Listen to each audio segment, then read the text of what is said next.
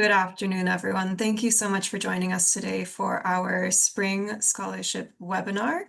We are going to talk about UCEAP scholarships offered through the system-wide office of UCEAP. So if you have looked at your campus scholarship offerings, these will be separate from those. My name is Bryn Limon. I'm the Assistant Director of Alumni Engagement and Scholarships in our office here in Goleta, California. I have been working for our program for 6 years, following my own studies through UCSB across the pond to the University of Edinburgh. And I see that several of our attendees today are considering a spring program in Edinburgh. So I'm happy to answer any individual questions you may have regarding your experience there. I studied there for a year. I loved it so much that I expedited my graduation at UC Santa Barbara, and I moved back across to work in our office there in Edinburgh with our lovely staff members who you will meet on your program if you are attending that one. I graduated and finished my internship and moved down to Chile for a year before coming back to our office here. So I'm really excited today to talk to you about how scholarships can make studying abroad more affordable and accessible for everyone involved. And now I'll have my colleague Elizabeth introduce herself. Thank you so much, Bryn. So my name is Elizabeth Holtz, and I am the Scholarship and Alumni Engagement Coordinator for UCEAP. Similar to Bryn, I also am a UCEAP alumna. So while I was attending UCSB as well, I participated in 2 programs, the first in London, England, and the second in Córdoba, Spain. And I also enjoyed my program so much that I ended up returning to England for grad school upon then coming to work for UCEAP. I've been working for UCEAP for about 2.5 years now, just short of 2.5 years. And as Bryn mentioned, we're just really happy that you all are joining us and to tell you more about UCEAP scholarships and really encourage you to apply if you are participating in a spring and or winter 2026 UCEAP program. Excellent. So throughout the presentation, we will not necessarily be looking at the chat. So if you have questions, do submit them to the Q&A component, and we will address those at the end of the presentation. To alleviate any anxieties now, this is being recorded and it will be sent out to those of you who have registered. So we will likely send a recording also to anyone on the program. But the great thing about being here is you get to answer and ask questions directly. So fantastic. And thank you so much for testing this Q&A component. I see there are several questions already, which is great. So we will address those at the end of the presentation. And in the meantime, please sit patiently and see if your question is answered throughout. So we'll go ahead and get started. Elizabeth, I'll have you read the first slide. Alrighty, so we're going to just jump on into what UCEAP scholarships are available. So here is our UCEAP system-wide scholarship portfolio on this slide. The first scholarship you'll see, and that is our most expansive scholarship that we really encourage all students to apply for, that is the UCEAP Global Scholarship. The reason why we encourage all students to apply for this is, one, because it is one of the awards that we have the most to give out of, but also because you are automatically considered for additional awards that we refer to as named awards, and we'll go over what those are in a further slide down in the presentation. Then we also have some additional scholarships that you apply to, and that includes the ones that are listed there. Again, we'll have a slide where we'll talk a little bit more about those. And we'll go in a little bit more depth about them, and then you're welcome to inquire about them in the Q&A, as well as on our website. You can find additional information. And then we have our year-long awards, specifically since this webinar is referring to spring and winter. The year-long awards are typically awarded in fall. However, we have a special scholarship called the Paul Dutton-Haber Extension Scholarship, and that is for students who are looking to extend their programs to be a full year. And then lastly, after you return, there are some scholarships and internship awards available, so we'll touch briefly on those. So the primary question many of you may be asking is, how do I apply for UCEAP scholarships? So in order to apply for UCEAP scholarships, you will actually be submitting an independent application from the initial program application that you submit. So if you've already applied for, let's say, the Social Justice and Activism program in Paris, as Cassandra has, you will need to separately apply for your UCEAP scholarship. So the link on the screen here is how you'll do that. You are going to access our application portal, and then you will create a new account, indicate your interest in scholarship application, and then you'll fill out a form as well as a statement of purpose. So more details about that are on our website, and we can move forward. So our global scholarship is worth $2,000 for quarter semester and year-long programs. I saw several of you did ask about summer. For summer, our global scholarships are going to be $1,000. We haven't necessarily focused on summer within this presentation, but if you have additional questions about summer, we're happy to answer them. This PowerPoint in particular is geared towards spring, and spring and fall tend to have similar information, but summer does have some different award amounts and application deadlines. So if you have specific questions, do let us know. But typically, the summer scholarships are about half of the amount that they are during the year because the term is shorter and the cost is less. And on that note too, if on the UCEAP website on the UCEAP YouTube page, there are past video recordings of our scholarship webinars, and we do have summer recordings specifically. So that has some general information about past summer terms. Obviously, you'll want to have the most up-to-date information, so be sure to look out for the next summer scholarship webinar when we hold it. But if you are specifically interested in that, that's a great place to start. So now we're going to move on to what are UCEAP named awards. And so I mentioned these awards in relation to the Global Scholarship, and these are awards that are typically set up by a donor who would like to award certain students who are participating either maybe in certain programs or certain academic objectives. And so I'm not going to read them all off. Again, these are all listed on the UCEAP website on the scholarships tab, and there's more information there as well as on the award management site where you can apply for UCEAP scholarships. But just as an example, the second scholarship that you see listed, the Olivia Chanship Scholarship, that is a $2,500 scholarship that is offered both in the fall and spring. And that is for a student who is studying abroad in Italy and meets the ideals set by Olivia, which, Bryn, feel free to correct me if I'm wrong, but I believe she was a communication major. And so it has to do, so that will be something that specifically the donor would like to award is someone who's following in a similar academic path.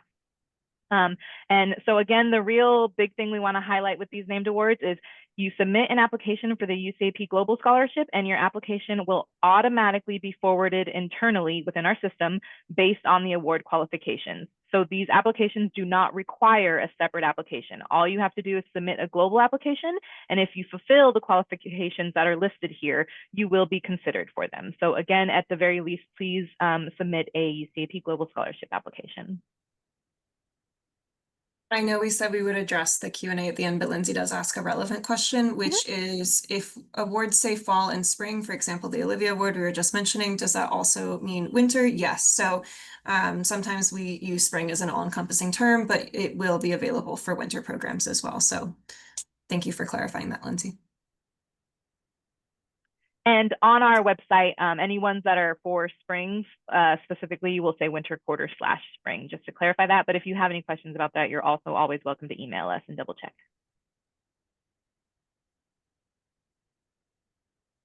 Okay, what other scholarships does UCEAP offer? I saw someone asked as well, are these the only 6 named scholarships so far? So for spring, we do have slightly more limited offerings, but we do offer several other additional awards, and we'll go over them now.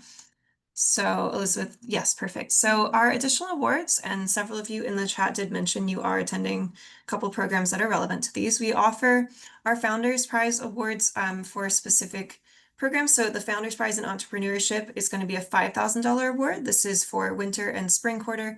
And this is for students attending the Business and Entrepreneurship program in London. This is a very specific scholarship. It is competitive. If you are attending that program, please make sure you put a lot of effort into your application because obviously it is for quite a large amount for a semester award. So it is competitive.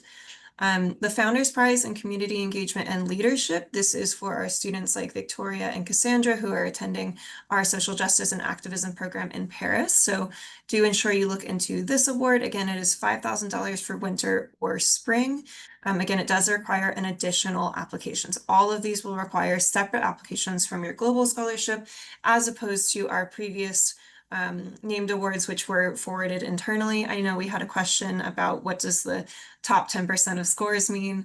in terms of internal forwarding. It just means that if you have a highly competitive application, so if you rank within those top few students that the award applies to, we will consider your application. So 10 is a loose estimate, but essentially we look at the first 5 or so students that receive the top scores that apply for those, and we will make a determination from there. So we also offer our UCEAP social media scholarships. This is a $500 award for students who are interested in any kind of social media experience. So whether that's video content creation or photographs, we want to highlight your experience abroad and be able to share it with incoming students or interested potential students who are considering their own journeys. So if you have experience in social media, if that's something you're passionate about, we recommend applying for this award. We offer 4 of them per quarter. And we are also now launching our Accent and UCEAP social media scholarship. And this is a larger award. This is up to $2,000, but it is for a very narrow set of programs, especially for spring. So when you go in to create your application on your conditional app, it will ask you to specify your program. And from there, it will direct you to this application if it is applicable for you. So if you are not on one of those programs, you will not be invited to apply for it. So don't worry, you will only be funneled that application if it does apply to your program.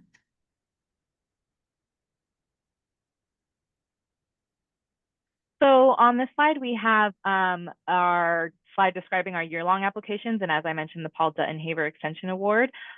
So this is another award that requires a separate application. This is a $2,500 award, and this provides up to 16 awards, so quite a few, to UCAP students who are intending to extend their fall programs to spring 2026 in order to spend a full year abroad in one country. So that's the important part there. You have to be within the same country.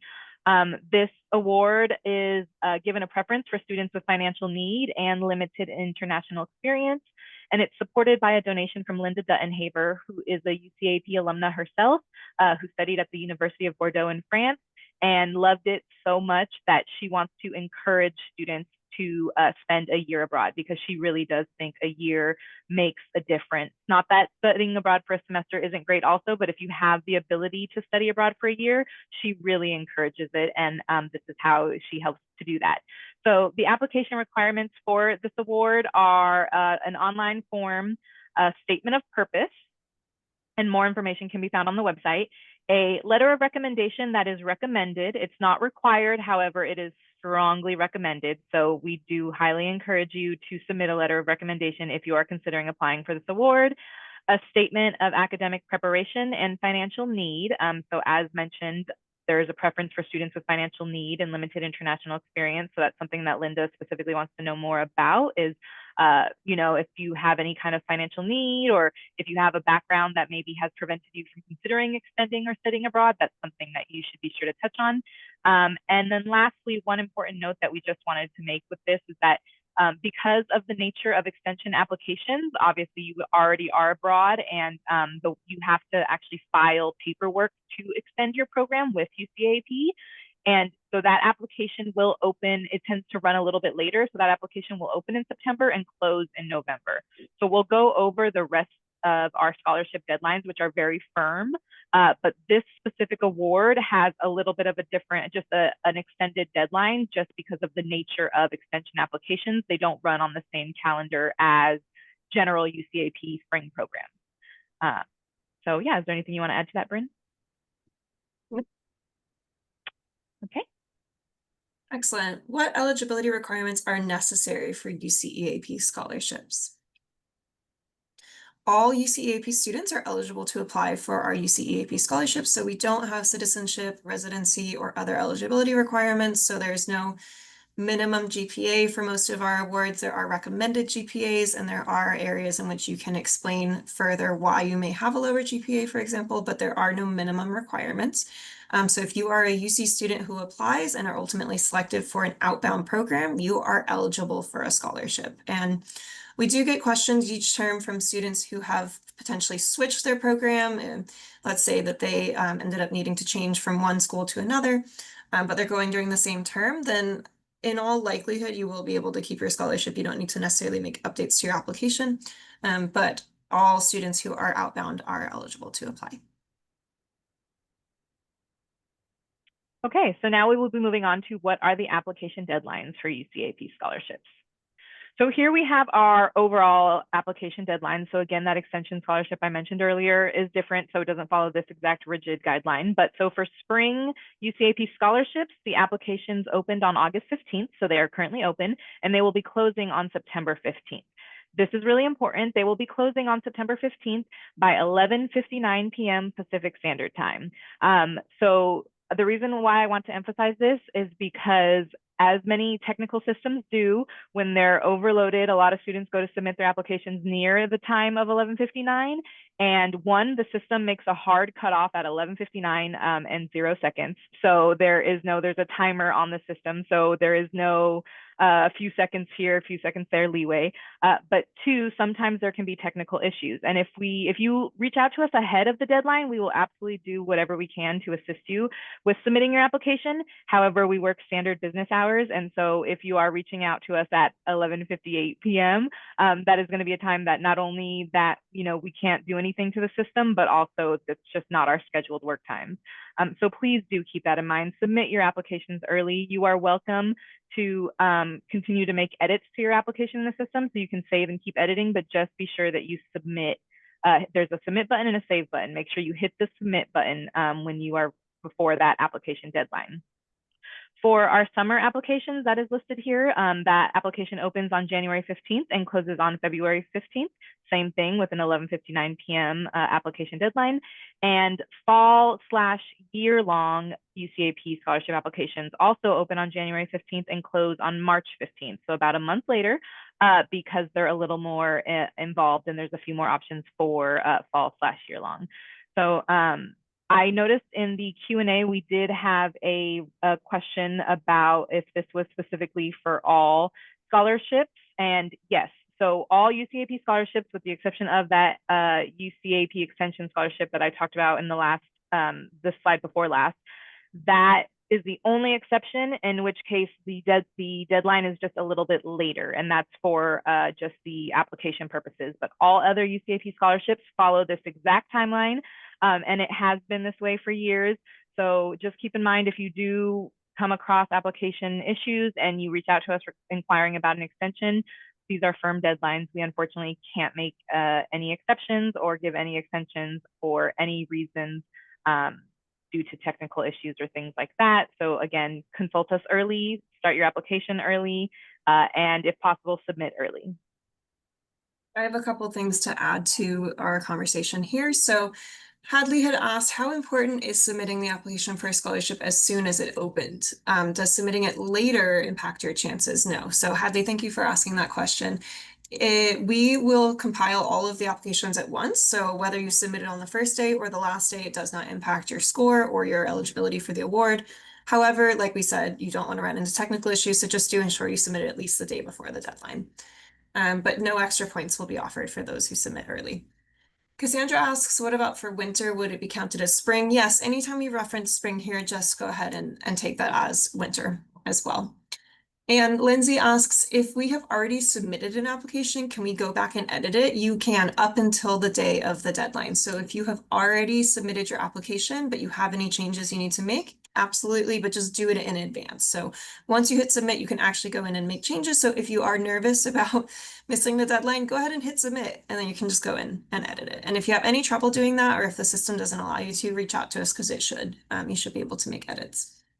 And finally, we have someone who asked, can you submit an application if you have already been admitted to a year-long program for 25 to 26? Absolutely. So we encourage students to apply for our scholarships every single semester that they are abroad. So if you're abroad for fall and spring, do apply in both of those terms. Your scholarship does not carry over from one term to the next, so you must apply each individual term.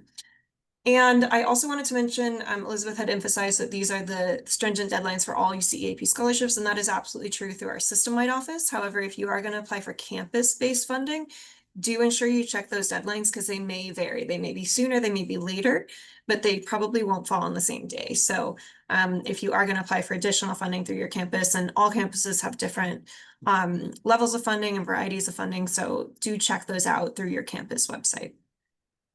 Excellent. what requirements are there for accepting a UCEAP scholarship? So let's say that you are one of our lucky recipients. When you are awarded a scholarship, you are going to be required to submit a thank you letter to the donor of your award upon acceptance. So this is very brief. It's about 200, 300 words, just expressing gratitude to the donor so that encourages our donors to continue offering funding to students in the future. And we also request that you submit a professional or portrait photo just so that our donor can put a face to the name and feel a closer sense of affinity with those that they are awarding. After your program, you will be required to submit a report. So this is a 2-page or so report about your time abroad. Basically a journal entry that addresses the specific questions that we ask. For example, what type of growth did you experience abroad? Please reflect on your goals and how you managed to achieve them. Very straightforward and frankly an enjoyable activity, but you do need to make sure you submit it, as well as a minimum of 3 photographs showing your experience. So if you're uncomfortable being in the photographs, that's fine. You could submit them like the photo on the screen here with minimal face. We do like to see the students in our photos. Sometimes we use them for our marketing purposes, but only if you opt into doing so. So you're welcome to share images and we don't necessarily need to do anything with them. Zach asks, are those program requirements only if you get accepted for a scholarship? That's correct. So this is only if you are accepting an award and getting that funding. So if you've just applied and were not selected, you do not need to do any of these requirements. So now we will move on to what are some application tips for students interested in applying for UCEAP scholarships.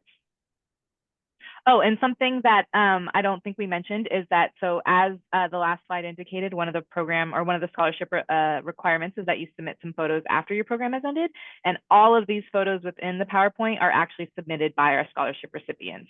So it's just an example of some of the photos our scholarship recipients submit. Some are landscapes, kind of the one on the screen currently, but other ones are really fun and really descriptive ones, like the last slide of the ice castle. So it really is, like Bryn said, kind of an enjoyable experience to kind of pick out some of your favorite photos that really showcase your experience abroad. And that's basically what the photos ask for, is what was your experience abroad like? Elizabeth Hadley did ask where the picture was located on the last slide. Do we know where the ice castle was? Off the top of my head, I do not. But that's something that if you want to go ahead and send an email to our email contact, scholarships@ucap.universityofcalifornia.edu, I can absolutely look that up for you. Good question. I was curious as well. So now, as I mentioned, we're going to move on to some of our application tips. So our first and just most specific application tip, or I think the one we just really try to emphasize, is to make your personal statement responses memorable. So be specific about your background and your reasons for going abroad. So this is something that we really emphasize because, of course, going abroad means the chance to travel and to see the world, and we love that for you. However, we want to know why else you're going abroad. We want to know, is it your program? Is it, to learn a language? Is it for a family kind of connection? Those are the things that we really will, us and our scholarship reviewers will remember or really just be able to find as insightful. And so those are the things you really want to focus on in your statement responses. Then we are also looking for students who have found programs that match their academic and professional development. So again, tell us how your program choice fits your goals. So again, going back to that specific emphasized point that I made, is that we want to know about your program, what you're looking forward to, about the program, what classes you're interested in taking, how that's going to help your academic career, professional career, or even your personal growth. We want to know why you chose not only your host country, but your specific program. Stay away from cliches about travel and other cultures, and emphasize time spent in your host country versus the chance to travel on weekend to other countries. So like I mentioned, we know traveling is a wonderful experience, but we want to know again about your host country and what you're looking forward to it. Then keep your application responses focused with concise and clear writing, proper grammar, and accurate spelling. We encourage you to have someone review your application responses before you submit them. We also encourage those students who may have writing centers on their campus to use those as well, because again, you want to submit a polished and reviewed application. And lastly, this is something that's really become important in the last couple of terms, is to create a unique response to each prompt. So our scholarship reviewers will be checking student statements for the use of AI. So we're not implying that you cannot use AI for your applications. However, applications with general or vague AI-generated statements will not be awarded points. And again, the reasoning for that is we want to know about the specific reasons you're going abroad, not telling us that, world travel is great and, you want to explore. That's something that as individuals who have participated in programs ourselves, we already know. We want to know why you want to go abroad. And so if you do use a vague AI generated statement, one, it reads as such, and most of our scholarship reviewers are able to tell, but you will not be awarded points for those kind of statements. So again, just give your application the best shot by really providing a unique voice to it. In general, if you plan to use AI, it should really just be for grammatical checking and things of that nature. So you really should be generating your own statement, and then just you can potentially put it in to say, hey, what do you think of this? We really can't tell. So we also have ways of checking it on the back end. You can run your statement through an AI checker, and it'll give you a certain percentage, just as it used to do with, plagiarism. So it is essentially plagiarism. So do be cautious about your usage of it.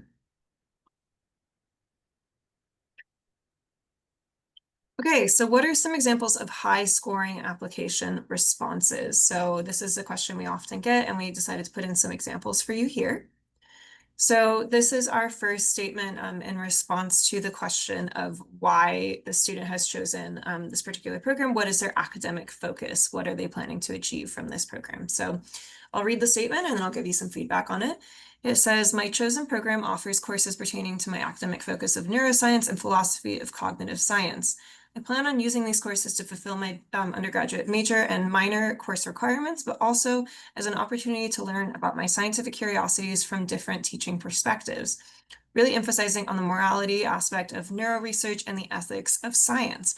I plan on taking a philosophy of neuroscience course titled Issues in Neuroscience, a forensic psychology course, and a philosophy of morality course titled Morality Issues.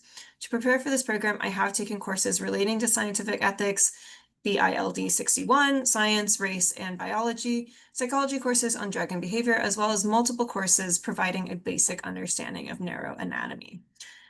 So you may not be studying neuroanatomy, many of us aren't. However, this is a great example of being incredibly specific about the prep that you have done for your program and the research you have done about your program. So this student has clearly demonstrated, hey, I have looked into the course offerings. I have made sure that the program I have selected is definitely the right one for me.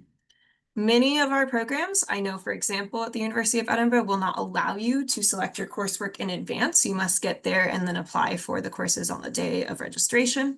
That is totally fine. However, the course catalog should be available online, and you should be able to make some educated guesses as to the coursework you will take abroad. We are not going to hold you to those courses. So let's say you say, I'm going to take Gothic fiction with Professor Snyder. You do not necessarily have to take that course, but it does demonstrate to us, hey, I did some research and I know what I'm passionate about, and this is what is driving me to this university.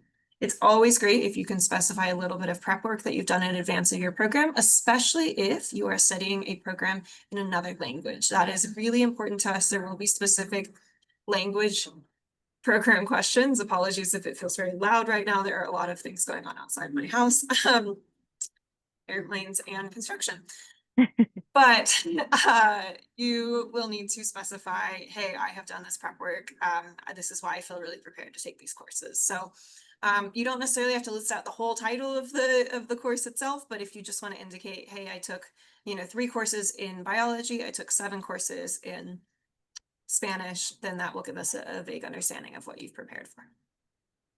Yeah, and to that point, same thing with the courses you might be interested in taking. You don't have to list those out either. And it could be, like this person, this applicant put that they were interested in the subject type of course, or even we've had applications that mention the instructors, and they don't know what courses they're taking, but they're specifically looking to work with certain instructors at the institution. And obviously they cannot work with those instructors at their UC campus. And so that's something that you can touch on as well. That would, again, help with the specificity of your application.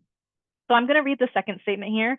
And this was one that specifically was very well received in relation to the question of, do you identify with a cohort that is traditionally unrepresented or a background unrepresented in study abroad. So the applicant wrote, I am a student with, and there's also a question related to financial need. So the student wrote, I am a student with significant financial need as a low income student. I am fortunate that my tuition at UCLA is covered by financial aid. Without it, I would not be able to attend college. To fund this program, I plan to apply for scholarships, use grants, and take out loans if necessary. Financial constraints have shaped much of my educational experience, often limiting my opportunities. I also belong to several underrepresented groups and study abroad. I am a first generation Latinx, non-traditional, and then they mention their age, formerly homeless and transfer student. My participation is unique because students like me are often overlooked in global education. One of the biggest barriers I have faced is imposter syndrome. As a low-income student of color with a non-traditional background, I have questioned whether programs like this are meant for me. However, I now recognize that my perspective is valuable and I will not let imposter syndrome get in the way of experiencing global education. Studying abroad will allow me to break these internalized barriers and inspire others from similar backgrounds to pursue these opportunities. So the reason the student, just this statement was very well received from the student was first and foremost, it described their financial need. So we encourage you to describe your financial situation, whatever you are comfortable with. So you do not have to obviously go into depth of anything you are not comfortable explaining. However, we do encourage you, if you are comfortable, to explain, whether you plan to finance your programs through grants, through loans, whether you are working several jobs, whether maybe you have issues with parental income and maybe some difficulties there. Maybe there were some recent job losses. All of those things are relevant to your application. And so if they are relevant to you choosing to study abroad, we want to know about it. This student also mentioned how they are planning to fund their study abroad program, which again, we are interested in knowing that. And then lastly, they mentioned some of the barriers they faced when choosing to study abroad, specifically related to being an underrepresented student. So they mentioned being a first generation student, they mentioned being a transfer student, and a couple other things in this statement. And all of those things, again, we want to encourage students to study abroad, especially if you think you don't look like or have the qualifications to study abroad. We think otherwise. And so we want to encourage you to study abroad if you have the ability to, in terms of just your academic planning. We do want to encourage you to study abroad. And so the more transparent you are with us about those factors, obviously the more we know about you. And again, it relates to your application as your whole application, as you obviously having these unique factors that really depict who you are as a student and what you're looking forward to on your study abroad program.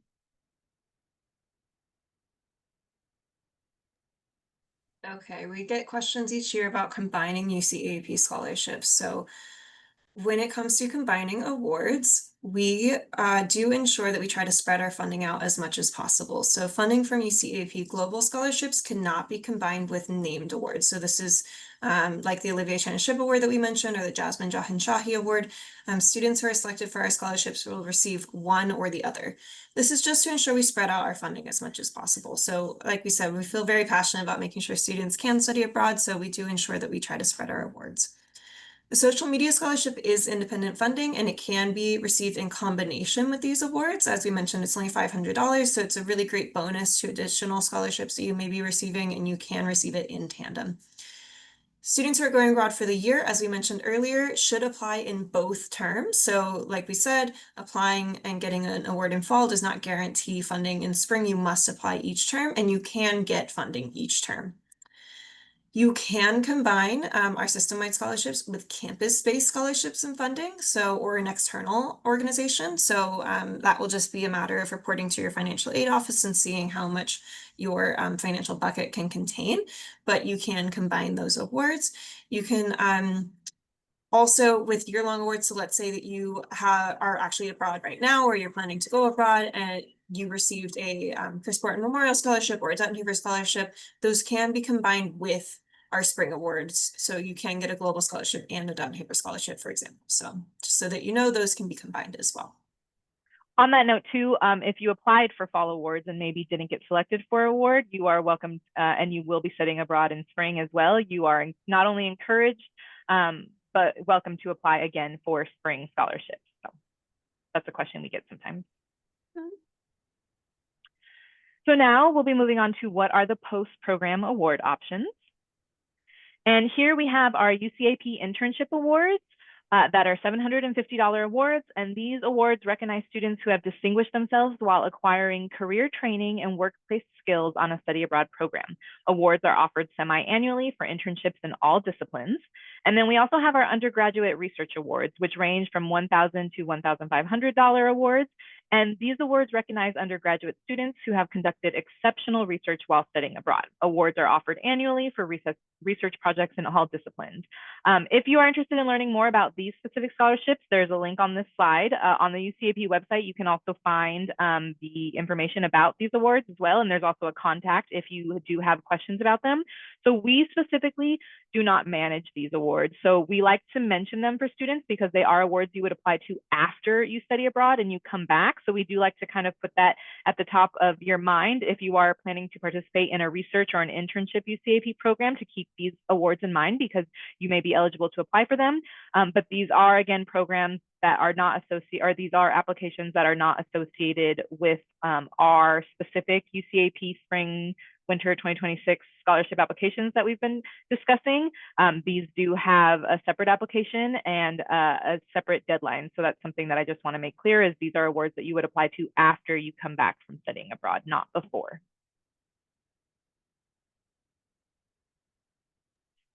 Okay, great. So thank you all for your patience as we went through that presentation. I know we have some pressing Q&A to address now, and we will go ahead and do so. If you have questions at this time, please go ahead and submit them to the Q&A rather than the chat. If you have questions you want to ask us individually following the presentation, our email is here, scholarships@uceap.universityofcalifornia.edu. So go ahead and reach out to us anytime you have a question. As Elizabeth mentioned, as the deadline approaches, we will be more pressed for time. So if you have questions, do ask them in advance. So let's start over here in our Q&A with our top question, which is Bryn, for, just yes. just a note. Did you want to keep recording, or did you want to end the recording at this point? Well, let's keep going because some of these questions are relevant. Okay. People might enjoy them. So this one is for you, which is, which university did you attend in London? I'm going to King's College. This is from Hadley. Hi, Hadley. So I'm happy to talk to you more about my own experience. But so I actually did an accent program in London. I don't believe it's offered anymore. It's changed slightly, but I think it's most similar to the London's Calling program that's currently advertised. But so all my courses were hosted through the Accent Center. And so I did not go to a traditional university when I was in England, but that is part of the reason why when I went back for grad school, I went to the University of Oxford to get a really traditional English experience. But so, yeah, but I'm happy to just talk about that more personally. You're welcome to send an email to the scholarship email, and I can absolutely answer that if you have more questions specifically about England. Excellent. The next question is, if my financial aid package covers my entire tuition, should I apply for more scholarships? So this is a great question and a very relevant one.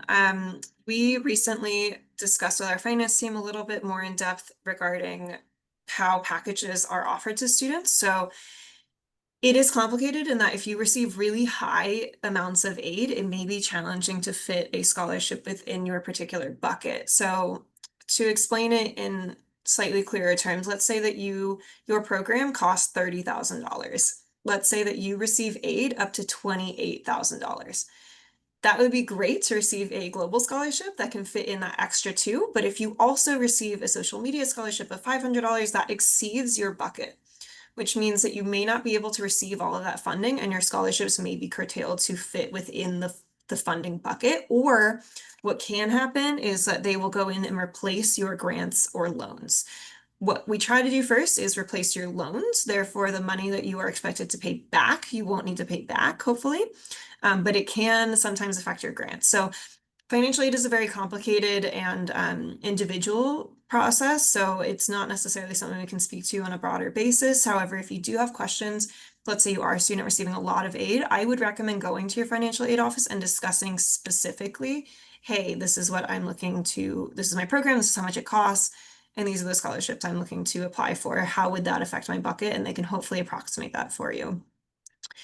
Sienna asks, is the financial aid package we have during the normal school year the same amount of aid we receive for our program abroad?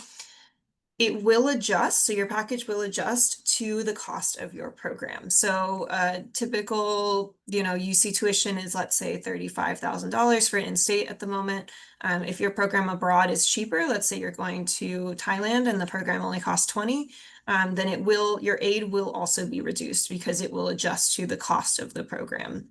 So it's all, as I mentioned, pretty specific. If you're looking for financial aid contacts and you don't know how to reach your office, you can again reach out to our scholarships email and we'll be happy to put you in touch with them. You can also just look up your institution's name and the financial aid office should be able to direct you there. So on that similar topic, will be charged UC tuition as well for the quarter. So no, you will be charged essentially what you are charged for your typical quarter, but adjusted to the cost of your program. So let's say that you are an out-of-state student, you will be charged your out-of-state tuition, but adjusted to the cost of the program. So you're not paying additional UC tuition. It's simply in place of that UC tuition, but all of your financial aid does carry with you. Again, it's just adjusted. So how do we see the financial aid officer for the study abroad program? Is it on the UCEAP portal? The offer. Oh, I see. So this is only calculated after you are on the program. I know this is challenging, but it will only be calculated afterwards. So the financial aid offices, the way they work is it is in advance of your term, but not by a huge margin. So it's several months before your program starts, they will calculate your aid. But it can't necessarily be done hypothetically. You have to actually be on the program and they have to go in and apply all of your particular data to their financial aid stats. So yeah, I would just contact your office. That's going to be the best way to get an answer there. On that note, though, I will say on the UC website, there is an option to get a program estimate. And so that can at least give you some numbers to consider. And so what we typically recommend is to get that program estimate and then reach out to your financial aid office with that and specifically ask about your financial aid package. A note there is that we specifically, the scholarship team, do not have access to your financial aid package. Only financial aid offices at your campus do. So as much as we can advise you about UCAP scholarships, we cannot advise you about your financial aid packages. They are the ones who can and have that information. So again, please do be familiar with your UC financial aid office and make sure to, if you have questions about your financial aid package, ask them. Yes, and a relevant question is if I receive a scholarship for my regular tuition, but it's not through my UC campus, can that still be applied for study abroad? That would be something to ask the particular, institution which is funding your scholarship. They would need to authorize that usage. So, or if you do receive campus-based scholarships, for example, like a middle class scholarship, or I don't know the exact titles of the ones on campus, but you will need to just clarify whether those can transfer abroad. So I'm not sure. I believe they can, but not necessarily in all circumstances. So if they are tied to your attendance at a UC, they may not transfer. I would just individually inquire about that. How would tuition be charged in summer programs? So yeah, summer is kind of an optional term through the UC. So tuition, again, I would just recommend going ahead and reaching out to your financial aid office. Yeah. Elizabeth, you had selected the next the next question. Were you looking to answer that one? Yeah, I was going to go ahead and take on this question just because it's in the same kind of similar vein. The question is there a maximum amount of scholarships we can receive? And kind of to the point we were making about financial aid, it really is dependent on your financial aid bucket.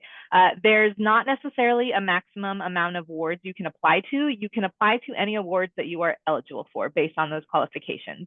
So you are welcome to submit an application to the Global Scholarship, to the Social Media Scholarship. If you qualify for any of those named awards, like I said, your application will be considered. And as Bryn went over on the combining funding slide, there are some just considerations in terms of receiving multiple awards, but you are welcome to apply to multiple. It's ultimately going to shake out into what you are qualified for and what you are awarded. And in that case, we would give you the higher. So say you're awarded for both a global and a named award, we would give you the higher value scholarship. In that case would be a named award, as those are $2,500 as opposed to $2,000 for the global scholarship. And you would receive the higher award. And as Bryn said, we would then use that global scholarship offer for another student who maybe hasn't received, who was just short of a selection. And so we try to maximize the amount of students who get funding, but you are able to combine funding and you are able to apply to as many scholarships as you're eligible for. So I hope that answers your question. Again, I would review the combining funding slide because there are awards that you can't combine, but you are welcome to apply for as many as you are eligible for. Excellent. We had a couple questions about whether students will be notified if they've received an award. So our global scholarship application, we will notify all applicants whether they have been offered an award or not. So you will receive either an acceptance or an email letting you know that you were not selected. That being said, if you feel that you are one of those students that qualify for our named awards, you will only be contacted if you are selected. So let's say that you are studying abroad in Italy for the spring and you think you could be a candidate for the Olivia Chanship Award. If you don't hear from us about it, you did not receive it. So also, if you did hear from us that you got a global scholarship, you can assume you did not receive a named award. Every now and then, our named awards do release their details late in the game. And so we might be contacted subsequently saying, hey, actually, we're going to swap it out for this named award. You're getting a further amount of funding. But in general, we don't contact everyone who could be a potential recipient for a named award. That being said, any apply to opportunity, you will be contacted. So if you applied for the Business and Entrepreneurship Founders Prize, yes, you will be contacted one way or the other about your results. And typically, we will let students know about a few days before the withdrawal deadline. So you will likely hear from us regarding your status by the end of October, typically the week before the withdrawal deadline.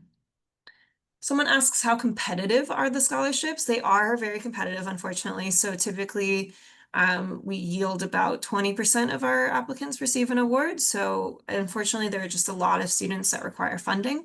It does vary term to term, but they are very competitive. So do put a lot of effort into your application.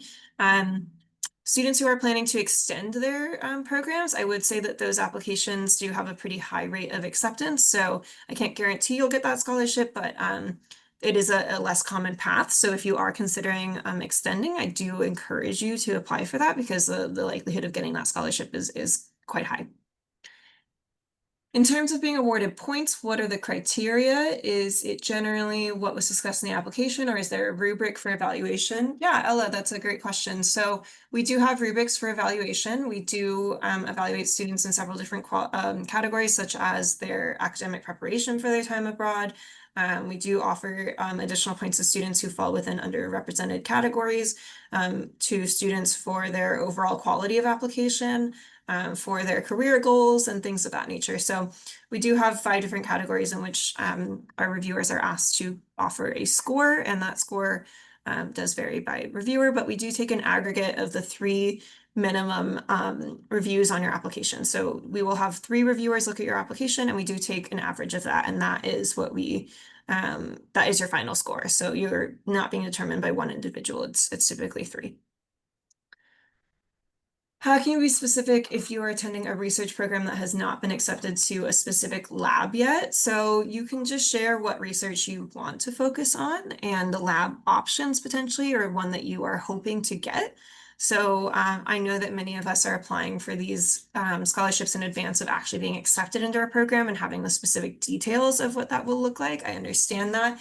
We recognize that. So just whatever your aspiration is for your program, that's what we would like for you to share with us. If our program also has a language component other than English, but we didn't take any language courses in college, but we did in high school, can we mention that in our application? Yeah, definitely. Absolutely. Any experience you have in the language, do mention it to us, whether it's formal study or not, then absolutely do mention it. So even if it's just, hey, I read the whole Harry Potter series in Spanish, and that was a really helpful foundational practice, then definitely mention that as well. Okay. If we're in the process of submitting an application to the host university, can we still submit an application for scholarships? Yes, please. Absolutely. Yeah, and to just add to that, to Bryn's point, if your program changes or anything like that, that isn't something that disqualifies you from a UCEAP program. Obviously now, if you're awarded a named award and for some reason your program changes and maybe you're studying abroad in a different country, either you can let us know, and that's something that obviously we can talk through with you. But specifically related to these global scholarships, there is no specific program, specific country that you need to be studying in. So those awards will just transfer to whatever program you ultimately enroll in. I also wanted to mention our next question was, do you have any resources or advice for external scholarships to apply for as well? So our first piece of advice would be to contact your UC campus. So Bryn mentioned this earlier in the presentation, but each UC campus offers different opportunities for studying abroad. And so that's something that contact your study abroad office as well as your financial aid office, because there may be opportunities that are specific to your UC campus. So please make sure and contact them early, because again, they may have different application deadlines. Also on the UCAP website under the scholarships tab, if you scroll to the very bottom, we have more scholarship resources. And these are just different scholarships that we've come across that are being offered, and they might be through different universities, they might be through different countries, different programs. And so those are scholarships that you are welcome to apply for. Again, we have no management within them. So for example, sometimes we get questions about like the Gilman Scholarship or things like that, and we have no process in that. That is a completely independent award outside of UCAP. And so you are encouraged to apply to other awards because they can be combined with our scholarships, but we do not run them. So if you have specific questions about them, if you want guidance on them or those kind of things, unfortunately, we cannot answer that for you, but we do our best to try to find any potential sources of scholarships and advertise that to you all. Excellent. I also put the link to our scholarship site in the chat so that if you haven't checked it out before, you can click on that and it'll give you more information. Someone asked, my year-long program will last until the end of July next year. Can I apply for summer scholarships? Unfortunately, no, because they are packaged as separate terms. So some of the programs simply last a longer time, but your financial aid package is adjusted to that specific term that you are abroad. So if that is considered spring, then you are on a spring program. Can you apply for research awards if you did research as a part of a class project? Anya asks. I believe so. I would recommend reaching out to that contact that we had on the slide. Elizabeth, can you go back to that slide and just pop it back up? We don't run this particular award. Our colleague Veronica does, so that would be a question to ask our colleague, but I do encourage you to reach out and find out if it does apply. On that link to the website, it has the actual contact email there for you. So you can just draft an email to that email. Mm-hmm. Someone asked about California grants like the blue and gold, if they cover the semester abroad. Again, that would be something to ask your financial aid office, where we can't necessarily speak to that. So hopefully they can answer that question for you. And then someone asks, where can I find the cost of the program? I hope you're still here because I'm going to show you now. So Elizabeth, I'm actually going to take over screen sharing now. Okay. So replace the current share. And I want to show, perfect. So I have chosen to look at the American University in Cairo. Elizabeth, can you confirm that you can see this? Yes. Yes. Excellent. So you can find any program, so whatever program you're planning to attend, but you'll go over to the program's detail page and down here to costs. So on the left-hand side, there are several different tabs you can access. And under costs, you can go down here and it has a customize your estimate tab. So you can go in and select your campus and your cohort and go in and answer all those questions. Once you hit enter, it will give you an approximate cost for your program. So you'll just go to our website, to the actual program page, and then down to costs. So hopefully that answers your question. The next question is, when will we receive notice? I answered that one already. And I applied for a program in a country that I used to live in. Does this lessen the chance of getting selected by the university? The university really will have its own selection process, so that's not something we can necessarily speak to. I would ask your general program advisor regarding that, but I'm not sure they would necessarily have the answer to that as well. I don't believe it should disqualify you by any means. And in fact, it would be nice to be able to return and have a different experience in that country, but you may want to speak to the reasons as to why you want to return. So what's motivating that? Sometimes I think reviewers would like to understand a little bit deeper the motivations behind that. Are there specific research scholarships within UCEAP? I'm planning to work with another lab in my host university. It's not part of my program, but one I curated by reaching out myself. This is something that you could definitely speak to in your post-program application for a research grant research award. So it doesn't have to be through the UC in order to get funding for that. But there's nothing in advance that you can apply for as a scholarship, but maybe as a post-program award, you could speak to that. The next question I'm happy to take on, Bryn. So this person asked, what if you submitted your general application and it doesn't let you apply to other scholarships, only the recommended ones, because it says on the bottom right corner, you will automatically be considered based on your completed general application. So this is in relation to the named awards we discussed earlier. So you should see on, all individuals should see the UCEAP Global Scholarship and the Social Media Scholarship, because those are the two scholarships that you can apply to regardless of what program you're participating in. Any other scholarships, such as our named awards, if you submit a global scholarship, your application will automatically be forwarded to be considered for those scholarships if you meet the qualifications. So like with the Olivia Chanship Scholarship that I mentioned, if you're studying in Italy and you meet some of the ideals set by the student who the award is named after. If you're not seeing any other opportunities, it's because you do not meet the qualifications for those opportunities. So if you're looking for instance, one of the Founders Prize in Business and Entrepreneurship, but you're not participating in a business and entrepreneurship program, then obviously you will not see that award. If you think that you should see one of the applied to opportunities, so again, not our named awards, and if you're confused about what those are, please go back in this presentation, but you are welcome to reach out to us as well. If you are confused and you feel like you should see an apply to award, reach out to us at scholarships@ucap.universityofcalifornia.edu and explain that in your email, and we are happy to take a look at your application portal and see if there's something that maybe was misselected or something like that. But again, it is likely that you just do not qualify, so I would ask you to review the website and see what the qualifications are for that award you may be inquiring about. But if you do have questions about that and you think you should be able to apply to award, feel free to reach out to us, again, ahead of the submission deadline. So if you reach out to us the day before or the day of the application deadline, even the week of, obviously, we may be getting a ton of inquiries from students and or the site may be experiencing a lot of traffic. So please reach out to us ahead of time as much as you can. I'm going to answer our final question here, which is for spring semester aid, if we leave in January, would we receive aid for only winter quarter or both winter and spring? It would be calculated to the package that you have selected. So it would probably just be for winter quarter. But again, do contact your financial aid office regarding that particular inquiry. So we have addressed all of the questions in the Q&A. If you feel we did not address your question, do feel free to reach out to us via our email, and we'd be happy to get back to you as soon as we can. But thank you so much for attending today. We appreciate all of the engagement from our students and learning a little bit more about your experiences and what you're looking forward to in your programs.